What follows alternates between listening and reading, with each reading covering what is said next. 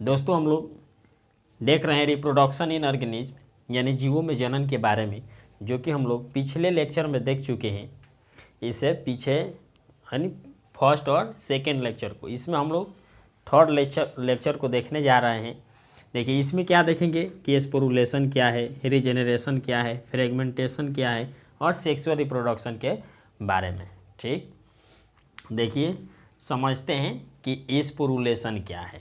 ठीक, देखिए हम पिछले क्लास में समझे थे कि जो अमीबा होते हैं, अमीबा या बाइनरी फिजन यानी द्विखंडन करते हैं, यानी एसेक्सुअल रिप्रोडक्शन के द्वारा यह 1 से 2 में बदल जाते हैं और इस तरह क्या होते हैं, अपने ऑर्गेनिज्म को बनाते हैं, यानी अपने संतति को बनाते हैं। लेकिन जब अनफेवरेबल कंडीशन आता है, यानी इनके रहने लायक मौसम जब नहीं रहता है, तो उस समय क्या करते हैं कि इनके जो स्यूडोपोडिया होते हैं यानी कूटपात जो होते हैं, वह इसके शरीर के चारों तरफ 3 लेयर कवरिंग बनाते हैं, यानी 3 लेयर कवरिंग बना लेते हैं अनफेवरेबल कंडीशन में। इस 3 लेयर कवरिंग को इंसिस्टेशन कहते हैं। क्या कहते हैं? इंसिस्टेशन कहते हैं। यानी इन जो अमीबा अनफेवरेबल कंडीशन में उसके स्यूडोपोडिया के द्वारा 3 लेयर अपने आसपास अन्य अपने चारों तरफ बना लेता है, उसको इंसिस्टेशन कहते हैं। देखिए इसके बाद क्या होता है, जैसे ही फेवरेबल कंडीशन आता है, जैसे ही फेवरेबल कंडीशन आता है, यानी फेवरेबल कंडीशन में क्या होता है कि अमीबा के चारों तरफ जो सिस्ट बना था वह टूटता है। क्या होता है? टूटता है। इससे पहले क्या होता है कि अमीबा में मल्टीपल फिजन के द्वारा क्या होता है कि इसमें बारीक बारीक यानी छोटे छोटे, जिसको इंग्लिश में कहते हैं मिनट स्पोर, यानी बारीक बारीक स्पोर बनते हैं, या कह सकते हैं बारीक बारीक अमीबा बनते हैं। ठीक, अब देखिए यह अमीबा जब बनते हैं तो फेवरेबल कंडीशन आने पर यह इसी को यानी बारीक बारीक अमीबा को, छोटी छोटी अमीबा का जो स्पोर होता है उसको कहते हैं, इसको कहते हैं स्यूडोपोडियोस्पोर। स्यूडोपोडियोस्पोर यानी इसको क्या कहते हैं? स्यूडोपोडियोस्पोर कहते हैं, जो अमीबा अनफेवरेबल कंडीशन में बारीक बारीक कण बनाते हैं। अब क्या होता है, जब फेवरेबल कंडीशन आता है तो यह 3 आवरण का जो लेयर था यह टूट जाता है और यह बारीक बारीक स्पोर यानी स्यूडोपोडियोस्पोर टूट कर बाहर निकलने लगते हैं। टूट कर क्या होते हैं? बाहर निकलने लगते हैं और अलग अलग नए अमीबा का निर्माण करने लगते हैं, अलग अलग नए अमीबा का निर्माण करने लगते हैं। इसी प्रक्रिया को यानी इंसिस्टेशन से लेकर और स्यूडोपोडियोस्पोर तक की प्रक्रिया को अमीबा के स्टेज में स्पोरुलेशन कहते हैं। फिर से समझते हैं स्पोरुलेशन क्या है। तो जब अमीबा अनफेवरेबल कंडीशन आने पर उसके स्यूडोपोडियोस्पोर जो होते हैं, यानी स्यूडोपोडिया जो होते हैं, वह अपने चारों तरफ 3 लेयर को बना लेता है और इसी 3 लेयर को इंसिस्टेशन कहते हैं। उसके बाद इसमें मिनट अमीबा बनते हैं, यानी छोटे छोटे बारीक बारीक अमीबा का निर्माण होते रहता है और फेवरेबल कंडीशन आने पर, यानी अमीबा के जिस वातावरण में रह रहा है वैसा वहाँ का टेम्परेचर प्रेशर जब हो जाता है तो क्या होता है, यह सिस्ट जो है टूट जाते हैं और यह सिस्ट टूट कर और अमीबा बाहर निकल जाते हैं। अमीबा जब बाहर निकल जाते हैं तो क्या होता है, नए अमीबा का निर्माण इस समय होने लगता है, यानी यही छोटे छोटे जो अमीबा यहाँ रहते हैं वो बाहर निकलकर विकसित अमीबा का निर्माण करने लगते हैं और इसी प्रक्रिया को स्पोरुलेशन कहते हैं। उम्मीद करते हैं कि आप स्पोरुलेशन समझ गए हैं। अब देखते हैं इसके आगे रीजेनरेशन। देखिए रीजेनरेशन में 2 स्टेज होते हैं। रीजेनरेशन में कितने स्टेज होते हैं? 2 स्टेज। एक होता है मॉर्फेलेक्सिस, यानी मॉर्फेलेक्सिस जो होता है इसको समझते हैं। दूसरा होता है इपीमॉर्फोसिस। देखिए मॉर्फोलेक्सिस जो होता है, सबसे पहले हम इसको समझ लेते हैं कि मॉर्फोलेक्सिस क्या है। देखिए, जब स्मॉल फ्रेगमेंट से जब स्मॉल फ्रेगमेंट से जब स्मॉल फ्रेगमेंट से होल बॉडी का निर्माण हो जाता है, होल बॉडी का निर्माण हो जाता है,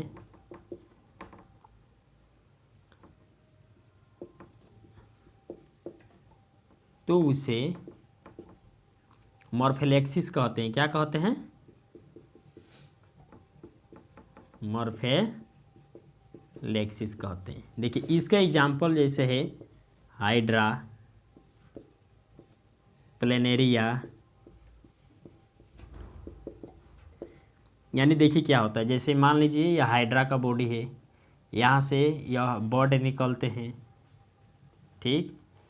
अब यह बर्ड जो होते हैं यहाँ से टूट जाते हैं, और टूटने के बाद यह जो छोटा सा बर्ड है यही विकसित होकर नया हाइड्रा का निर्माण करता है, न्यू हाइड्रा का निर्माण करता है। तो देखिए, मॉर्फोलेक्सिस समझ गए, यानी किसी पेरेंट बॉडी के छोटे टुकड़े से यदि नए ऑर्गेनिज्म का निर्माण हो जाता है, यानी नए संतति उत्पन्न हो जाते हैं, तो उसको क्या कहते हैं? मॉर्फोलेक्सिस कहते हैं। क्या कहते हैं? मॉर्फोलेक्सिस कहते हैं। इसके बाद है ईपीमॉर्फोसिस। क्या है? ईपीमॉर्फोसिस। तो देखिए, ईपीमॉर्फोसिस में सबसे पहले एग्जाम्पल को देखिए। आप लोग अपने घर में देखे होंगे छिपकली। छिपकली का पूंछ कट जाता है तो धीरे धीरे क्या होता है, फिर नया पूंछ का निर्माण हो जाता है, ठीक। तो यह ईपीमॉर्फोसिस में आते हैं। तो इसको देखिए, समझते हैं। ईपीमॉर्फोसिस में यदि आपको लिखना होगा तो क्या लिखिएगा? Replacement of lost part,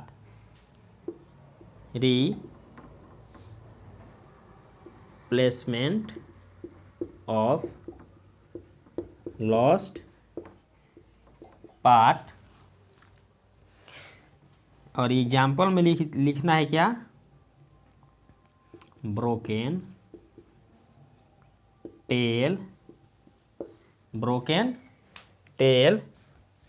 of wall lizard, tail of wall lizard.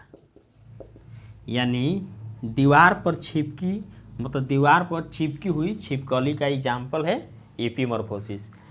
क्या होता है, जैसे छिपकली है, या छिपकली हो मानते हैं, और इसकी जो पूंछ होती है किसी कारणवश यदि टूट जाता है तो फिर नए पूंछ का निर्माण हो जाता है।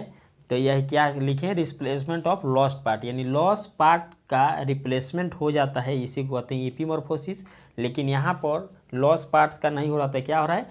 एक फ्रेगमेंट से ही, यानी पेरेंट बॉडी से थोड़ा सा फ्रेगमेंट टूटते हैं, उससे पूरे बॉडी का निर्माण हो जा रहा है, तो उसको कहते हैं मॉर्फोलेक्सिस। तो यह रीजेनरेशन में दो पार्ट में बांटते हैं रीजेनरेशन को, एक मॉर्फोलेक्सिस, इसका एग्जाम्पल याद रखना है प्लेनेरिया और हाइड्रा, और ईपीमॉर्फोसिस में आपको याद रखना है replacement of the lost part, इसका एग्जाम्पल है छिपकली जो दीवार से चिपकी रहती है आपके घरों में। इसके आगे देखते हैं फ्रेगमेंटेशन क्या है, ठीक। उम्मीद करते हैं रीजेनरेशन को आप समझ गए हैं। अब देखते हैं कि फ्रेगमेंटेशन क्या है। देखिए, फ्रेगमेंटेशन में सबसे पहले आपको इस बात को ध्यान में रखना है कि इसमें पेरेंट का बॉडी जो होता है, पेरेंट का बॉडी जो होता है वह कई भागों में, दो भाग में भी टूट सकता है, दो से अधिक भागों में भी टूट सकता है, और उस स्थिति में क्या होता है कि नए संतति का निर्माण होता है, तो उसको क्या कहते हैं? फ्रेगमेंटेशन कहते हैं। जैसे इसके एग्जाम्पल में आप हाइड्रा को भी ले सकते हैं। यानी बॉडी पार्ट्स जो होता है, बॉडी पार्ट्स जो होता है, यदि टूट जाता है किसी कारणवश, तो उससे जीव बन जाते हैं।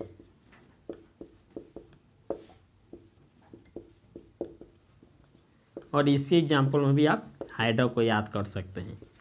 देखिए फ्रेगमेंटेशन में क्या है, कह रहा है कि जैसे पेरेंट का बॉडी है, हाइड्रा को बना लेते हैं पहले। मान लीजिए कि यह हाइड्रा है। पेरेंट के बॉडी से यदि कोई भी अंग टूट जाता है और उस अंग से क्या होते हैं, जीव बन जाते हैं। उस अंग से क्या होते हैं, जीव बन जाता है, यानी यह न्यू हाइड्रा बन गया यहाँ भी। तो इसका डेफिनेशन फ्रेगमेंटेशन क्या करता है कि बॉडी पार्ट्स टूटते हैं, बॉडी पार्ट्स टूटते हैं और नए नए जीव का निर्माण करते हैं। ठीक, इसके अलावा इसमें देखिए हाइड्रा के अलावा आप और भी एग्जाम्पल को लिख सकते हैं। इसमें फ्रेगमेंटेशन में हाइड्रा के अलावा और भी एग्जाम्पल को आप लिख सकते हैं। जैसे देखिए ये स्पॉन्ज जो है यह फ्रेगमेंटेशन में आ जाएंगे। स्पॉन्ज, हाइड्रा, इसके अलावा है स्पाइरोगाइरा, स्पाइरोगाइरा यानी स्पॉन्ज, हाइड्रा, स्पाइरोगाइरा को यदि आप दिमाग में अपने रखते हैं, इकाइनोडर्म्स जो होते हैं, यह सब किसके एग्जाम्पल है, फ्रेगमेंटेशन की। यानी क्या होता है, शरीर का कोई फ्रेगमेंट टूट जाता है और टूटने के बाद क्या होता है, नए जीव का निर्माण कर लेते हैं। ठीक, तो फ्रेगमेंटेशन क्या है, बॉडी के पार्ट्स यदि अलग टूट कर नए संतति का निर्माण करते हैं तो इसको फ्रेगमेंटेशन कहते हैं। इसमें हाइड्रा याद रखना है, स्पॉन्ज, स्पाइरोगाइरा और इकाइनोडर्म्स। ठीक, उम्मीद करते हैं कि आप फ्रेगमेंटेशन और रीजेनरेशन दोनों को समझ गए हैं। इसके बाद समझते हैं, देखिए सेक्सुअल रिप्रोडक्शन पढ़ने से पहले समझते हैं, जब हम पिछले क्लास में ये सेक्सुअल रिप्रोडक्शन से रिलेटेड कुछ बातें को समझे थे। जैसे सबसे पहले याद रखना है कि एनसीईआरटी में जो लाइफ स्पान दिया है यानी जीवन काल दिया है उसको याद रखना है। देखिए एलिफेंट का जो जीवन काल होता है वह 60 वर्ष होता है। कितना होता है, 60 वर्ष होता है। उसके बाद रोज का जो होता है, रोज का जो जीवन काल होता है वह 5 से 7 ईयर्स होता है, यानी 5 से 7 ईयर्स होता है। उसके बाद आपको याद रखना है डॉग का जो जीवन काल होता है, यानी डॉग का जीवन काल कितना होता है, तो यह 20 से 30 ईयर्स होता है। इसके बाद आपको याद रखना है बटरफ्लाई का जीवन काल, बटरफ्लाई का जीवन काल जो होता है वो कितना होता है, 8 से 16 दिन का होता है बटरफ्लाई का जीवन काल। क्रो का देखते हैं तो देखिए क्रो का जीवन काल जो होता है वह 15 वर्ष का होता है। इसके बाद हॉर्स का जो जीवन काल होता है यह 60 वर्ष होता है। काऊ का जो जीवन काल होता है यह 30 वर्ष होता है, यानी 25 भी दिया रहता है और 30 भी दिया रहता है। इसके बाद देखिए बनाना ट्री का भी 25 दिया रहता है, यानी बनाना ट्री का जीवन काल कितना होता है, 25 होता है। फ्रूट फ्लाई है, फ्रूट फ्लाई का जीवन काल कितना होता है, फ्रूट फ्लाई का जीवन काल होता है 16 से 32 दिन। फ्रूट फ्लाई के बाद क्रोकोडाइल होते हैं, क्रोकोडाइल का जीवन काल भी 60 वर्ष होता है। इसके अलावा राइस प्लांट है, राइस प्लांट का जो जीवन काल होता है वो 3 से 4 मंथ होता है, 3 से 4 मंथ होता है। इसके बाद बनियान ट्री का दिया रहता है, तो बनियान ट्री का 200 वर्ष लगभग में दिया है। ठीक, इस तरह करके एनसीईआरटी में जितने भी हैं, टॉर्टोइज का 100 से 150 वर्ष, यानी जितने भी एनसीईआरटी में लाइफ स्पान के बारे में दिया है वो आपके ज़ुबान पर होना चाहिए, क्योंकि कई सारे कंपटीशन में लाइफ स्पान के में कोई ना कोई एक जरूर रहता है। ठीक, इसके अलावा देखिए ये सेक्सुअल रिप्रोडक्शन और सेक्सुअल रिप्रोडक्शन में अंतर को देखे थे, तो एक सेक्सुअल रिप्रोडक्शन क्या है और सेक्सुअल रिप्रोडक्शन क्या है। तो सेक्सुअल रिप्रोडक्शन को तो इस लेक्चर में देखेंगे, लेकिन पिछले लेक्चर में ये सेक्सुअल रिप्रोडक्शन को देखे थे तो हम देखे थे कि अलैंगिक प्रजनन जिसको कहते हैं, ये सेक्सुअल रिप्रोडक्शन को, इसमें एक ही पेरेंट भाग लेते हैं, लेकिन सेक्सुअल रिप्रोडक्शन में 2 पेरेंट भाग लेते हैं, यानी अपोजिट सेक्स वाले 2 पेरेंट भाग लेते हैं। एक मेल रहता है और दूसरी फीमेल रहती है। ठीक, लेकिन इसमें एक पेरेंट ही ऑर्गेनिज्म यानी जीव को बनाने के लिए कैपेबल होते हैं। ठीक, इसके अलावा बताए थे जो ये सेक्सुअल रिप्रोडक्शन होता है यानी अलैंगिक प्रजनन होता है, यह काफ़ी धीमी प्रक्रिया होती है। क्या होती है, काफ़ी फास्ट प्रक्रिया होती है। यानी काफ़ी फास्ट प्रक्रिया कहने का मतलब है कि कम समय में ज़्यादा जीव का निर्माण हो पाता है, जबकि सेक्सुअल रिप्रोडक्शन में ज़्यादा समय में कम जीव का निर्माण हो पाता है। यानी यह फास्ट प्रोसेस है, अलैंगिक जनन फास्ट प्रोसेस है और लैंगिक जनन क्या है, स्लो प्रोसेस है। ठीक। इसके अलावा देखे थे जी इसमें वेरिएशन बहुत कम आते हैं, यानी अलैंगिक प्रजनन में वेरिएशन बहुत कम आते हैं, जबकि लैंगिक प्रजनन में जो संतति उत्पन्न होते हैं उसमें थोड़ा बहुत वेरिएशन अधिक रहता है। इसमें वेरिएशन नहीं होने के कारण संतति जो होते हैं वो अपने माता पिता के समान दिखाई देते हैं, जिस शब्द को क्लोन कहते हैं। क्या कहते हैं? क्लोन कहते हैं। तो क्लोन शब्द क्या है? जब ऑर्गेनिज्म जेनेटिकली और मॉर्फोलॉजिकली अपने पेरेंट के समान दिखते हैं तो उस शब्द को हम क्या कहते हैं? क्लोन कहते हैं। उस शब्द को क्या कहते हैं? क्लोन कहते हैं। ठीक। अब देखिए लैंगिक प्रजनन में क्लोन शब्द नहीं देखा जाता है, क्योंकि जो संतति होते हैं अपने माता पिता की एग्जैक्ट कॉपी नहीं होते हैं, लेकिन अलैंगिक प्रजनन में जो संतति होते हैं अपने माता पिता के एग्जैक्ट कॉपी होते हैं, इसलिए उसमें क्लोन शब्द का इस्तेमाल किया जाता है संतति के लिए। ठीक। उम्मीद करते हैं यहाँ तक आप बात को समझ गए होंगे। देखिए इसके बाद कई सारे जीव थे जो अलैंगिक प्रजनन के द्वारा यानी अपने संतति को उत्पन्न कर रहे थे, जिसमें से अमीबा था। अमीबा में द्विखंडन पाया जाता है, देखे थे। पैरामीशियम में भी द्विखंडन पाया जाता है। ईस्ट में बर्डिंग पाया जाता है और हाइड्रा में भी बर्डिंग पाया जाता है, यानी बर्ड से क्या होते हैं? नए जीव का निर्माण करते हैं। उसके बाद मर्केंसिया है। देखिए मर्केंसिया में जो गेम्यूल्स होते हैं वो एसेक्सुअल रिप्रोडक्टिव स्ट्रक्चर होते हैं। क्लेमाइडोमोनास में जो ये सेक्सुअल रिप्रोडक्टिव स्ट्रक्चर होता है उसको जू स्पोर कहते हैं। देखिए जू स्पोर को क्या कहते हैं? जू स्पोर को कहते हैं मोटाइल माइक्रोस्कोपिक स्ट्रक्चर।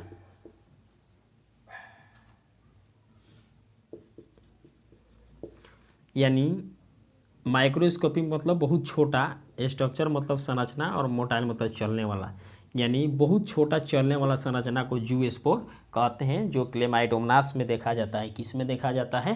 क्लेमाइडोमोनास में देखा जाता है। और पेनिसिलियम में क्या देखा जाता है? कोनेडिया देखा जाता है। उसके बाद स्पोरुलेशन क्या होते हैं अभी समझ गए, यानी अमीबा जब होते हैं अनफेवरेबल कंडीशन में अपने चारों तरफ सीडोपोडिया के द्वारा सिस्ट बना लेते हैं, जिसको इंसिस्टेशन कहते हैं। और जैसे ही फेवरेबल कंडीशन आता है तो उसमें बने हुए सीडोपोडियोस्पोर जो होते हैं वो टूटकर सीडोपोडियोस्पोर जो बनते हैं, तो फेवरेबल कंडीशन आता है तो सिस्ट टूट जाता है। और सिस्ट टूटने के बाद क्या होते हैं? जो मिनट अमीबा होते हैं, छोटे छोटे अमीबा होते हैं, वो टूट कर बाहर निकलते हैं और उस फेवरेबल कंडीशन में अपने आप को फिर से विकसित कर लेते हैं, जिससे उनकी संतति को इस धरती पर बनाए रखने में मदद मिलती है। इसके बाद देखे थे रीजेनरेशन। रीजेनरेशन क्या है? इसको दो भाग में बांटते हैं, एक मॉर्फोलेक्सिस कहते हैं और दूसरे ईपीमॉर्फोसिस कहते हैं। तो देखिए मॉर्फोलेक्सिस क्या है? ये स्मॉल बॉडी से यानी शरीर के किसी एक छोटे भाग से पूरे शरीर का विकसित हो जाना ही मॉर्फोलेक्सिस कहलाता था। इसके एग्जाम्पल हाइड्रा याद रखना है। ईपीमॉर्फोसिस क्या है? यानी शरीर के लॉस्ट पास विकसित हो जाना है। जैसे आप छिपकली का एग्जाम्पल देखे थे कि लॉस्ट पास उसका जो होता है वो फिर से विकसित हो जाता है। इसके बाद फ्रेगमेंटेशन में आपको याद करने के लिए बताए थे कि हाइड्रा को याद रखना है, यानी इसके शरीर फ्रेगमेंटेशन कहता है कि शरीर जो होते हैं वो कई टुकड़ों में बंट जाते हैं, 1 से 2 टुकड़ों में भी बंट जाएगा। एक शरीर है तो वो 4 टुकड़ों में भी 8 टुकड़ों में भी बंट जाएगा और उस सभी टुकड़ों से क्या होगा? नए जीव का निर्माण हो जाएगा। यह फ्रेगमेंटेशन कहता है। इसके एग्जाम्पल में स्पंज याद रखना है। ये स्पंज के बाद हाइड्रा को भी याद रखना है। हाइड्रा के बाद आपको इकाइनोडर्म्स का याद रखना है। और इसके अलावा इकाइनोडर्म्स के अलावा आपको कई बातों को ध्यान रखना है। एक और एग्जाम्पल इसका है इकाइनोडर्म्स हो गया, हाइड्रा हो गया, ठीक, स्पाइरोगाइरा, ठीक। ये सभी जो होते हैं उसमें फ्रेगमेंटेशन के द्वारा अपने नए संतति का निर्माण कर पाते हैं। देखिए सेक्सुअल रिप्रोडक्शन को ही कहते हैं एपीमेक्सिस कहते हैं, एम्फीमेक्सिस कहते हैं, सिनजेनेसिस कहते हैं और क्या कहते हैं?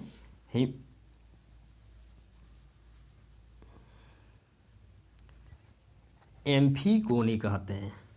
ठीक। देखिए एम्फीमेक्सिस, सिनजेनेसिस, एम्फीगोनी। एम्फीमेक्सिस, सिनजेनेसिस और एम्फीगोनी जो है यह किसका शब्द है? सेक्सुअल रिप्रोडक्शन का ही शब्द है। यानी सेक्सुअल रिप्रोडक्शन को कई नामों से जाना जाता है, जो 3-4 नाम लिखे हैं उसको ध्यान में रखना है। देखिए सेक्सुअल रिप्रोडक्शन में होने के लिए समझते हैं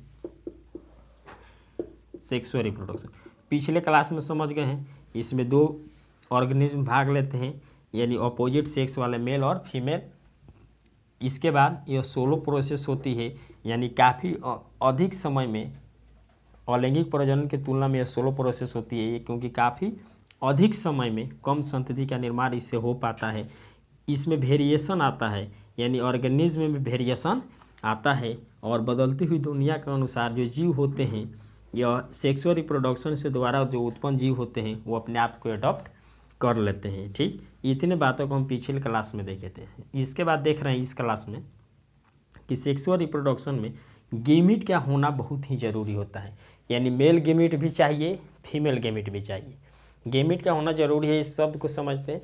जैसे मान लीजिए कि यह फीमेल का यूटेरस है, यहाँ पर ओवरी से क्या होता है, ओवम बाहर निकलता है, ओवरी से ओवम बाहर निकलता है, और यह फेलोपियन ट्यूब के एम्पुलरी रीजन में जाकर स्थित रहता है, और इधर से स्पर्म जो होते हैं वो चलते हुए जाते हैं और एम्पुलरी रीजन में फर्टाइल कर देते हैं। यानी कहने का मतलब है कि यह सेक्सुअल रिप्रोडक्शन हो रहा है जब मानव में, तो इसमें फीमेल गेमिट भी फेलोपियन ट्यूब में स्थित है और मेल के द्वारा मेल गेमिट को भेजा जा रहा है। यानी सेक्सुअल रिप्रोडक्शन को करने के लिए मेल गेमिट और फीमेल गेमिट दोनों का होना बहुत ही ज़रूरी है। मेल गेमिट और फीमेल गेमिट दोनों का होना बहुत ही ज़रूरी है। मेल गेमिट को जैसे समझ लेते हैं मानव में स्पर्म, मेल गेमिट को क्या समझते हैं, स्पर्म का होना ज़रूरी है, और फीमेल गेमिट में ओवम का होना ज़रूरी है। फीमेल गेमिट में ओवम का होना ज़रूरी है। और स्पर्म जब ओवम के पास जाते हैं, स्पर्म जब ओवम के पास जाते हैं तो फर्टिलाइजेशन होता है, फर्टिलाइजेशन होता है। यानी स्पर्म जो होते हैं, स्पर्म चलते चलते ओवम के पास यहाँ पर जब आते हैं तो यही एम्पुलरी रीजन में क्या होता है, फर्टिलाइजेशन होता है। ठीक, फर्टिलाइजेशन के द्वारा क्या बनता है, जाइगोट का निर्माण बनता है। क्या होता है, जाइगोट का निर्माण होता है, और यह जाइगोट जो होते हैं वो आगे चलकर न्यू ऑर्गेनिज्म बनाते हैं, यानी नया जीव बना लेता है। देखिए यह जटिल प्रोसेस है, यानी जटिल प्रक्रिया है, धीमी होने वाली प्रक्रिया है। क्यों कह रहे हैं, क्योंकि आप देख रहे थे कि अमीबा का एक शरीर ऐसे था, यह टूटकर 2 अमीबा को बना ले रहा है एकदम आसानी से, कोई दिक्कत नहीं है। लेकिन यही सेक्सुअल रिप्रोडक्शन में देख रहे हैं कि एक संतान को उत्पन्न करना है तो पहले गेमिट बन रहा है, फिर मेल गेमिट फीमेल गेमिट के पास जा रहा है, उसके बाद फर्टिलाइजेशन होने के पश्चात जाइगोट का निर्माण हो रहा है। जाइगोट से न्यू ऑर्गेनिज्म बनते हैं, यानी जाइगोट मरूला में बनता है, उसके बाद ब्लास्टोला में बदलता है, ब्लास्टोला से बाद ब्लास्टोमेर्स में बदलता है, उसके बाद इम्प्लांट होता है, न्यू एम्ब्रियो का निर्माण होता है, एम्ब्रियो विकसित होकर नए संतति का निर्माण करते हैं। तो सेक्सुअल रिप्रोडक्शन यानी कॉम्प्लेक्स प्रोसेस है, कॉम्प्लेक्स प्रोसेस यानी जटिल प्रक्रिया है, काफ़ी सोलो प्रक्रिया होता है, यानी धीरे धीरे होता है। ठीक, उम्मीद करते हैं इतने बातों को आप समझ रहे हैं। देखते हैं इसके आगे। देखिए इसके आगे आपको याद रखना है,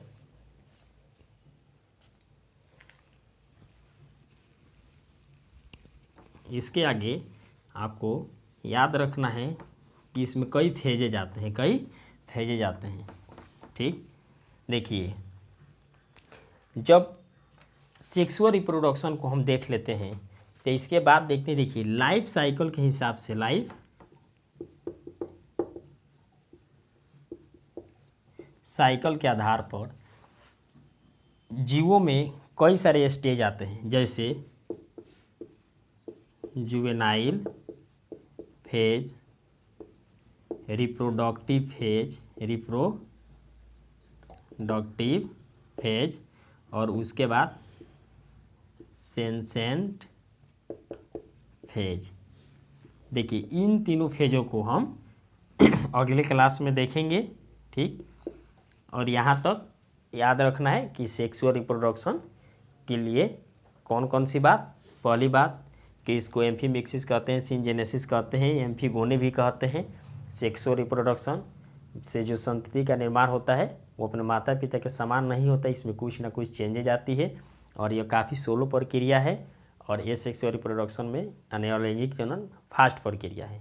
ठीक, इसके अलावा देखिए तो इसमें गेमिट का निर्माण होता है, जिससे जाइगोट बनता है और जाइगोट ही आगे चलकर नए संतति का निर्माण करते हैं। ठीक, मिलते हैं अगले क्लास में, तब तक के लिए बहुत बहुत धन्यवाद। चलिए।